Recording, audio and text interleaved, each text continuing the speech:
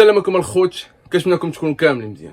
كيف ما شفتوا اليوم غتشوفوني في واحد المكان اللي مبدل على المكان اللي كنا كنتصور فيه في الفيديوهات الفائتين اللي غنخليكم التصويره ديالو دابا. فكنحاول اني نبدل، يبدا عام جديد، فقلت انا علاش ما نبداش بسيت اب اللي يكون جديد، وكنحاول نخرج شي حاجه اللي تكون مزيانه، وباش كلشي اي واحد كيشوف هذا الفيديو يهبط لتحت ويخلي لي الراي ديالو، واش نخلي هاد السيت اب ولا باقي غنزيد عليه بزاف د الحوايج.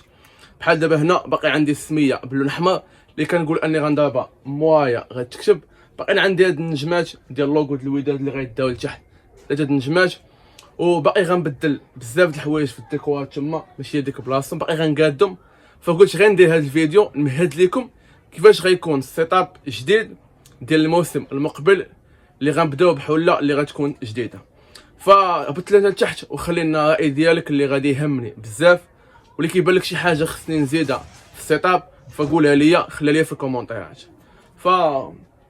كنحاول اقل الامكانيات، فما كاينش شي بيت اللي نديرو به ما احسن، فكون لقينا ما احسن غنديرو ما احسن، ولكن كنحاول انني نقاد شي حاجه على قد جهدي، ويكون فيها ميساج انني كندوي على الوداد، ويكون لوغو ديال الوداد واللوغو ديال الويناز، وباقي غنزيد تصاور اخرين واقيلا باش يبان شويه الحيط عامه. فعندي تصاور ديال الوداد وبزاف باقي غنزيدهم.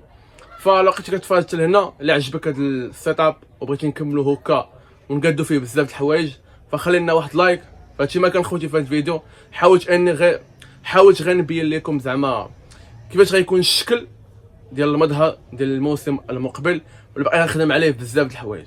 فهادشي ما كان خوتي، خلي الراي ديالك كيهمني بزاف بزاف بزاف في هذا الموضوع.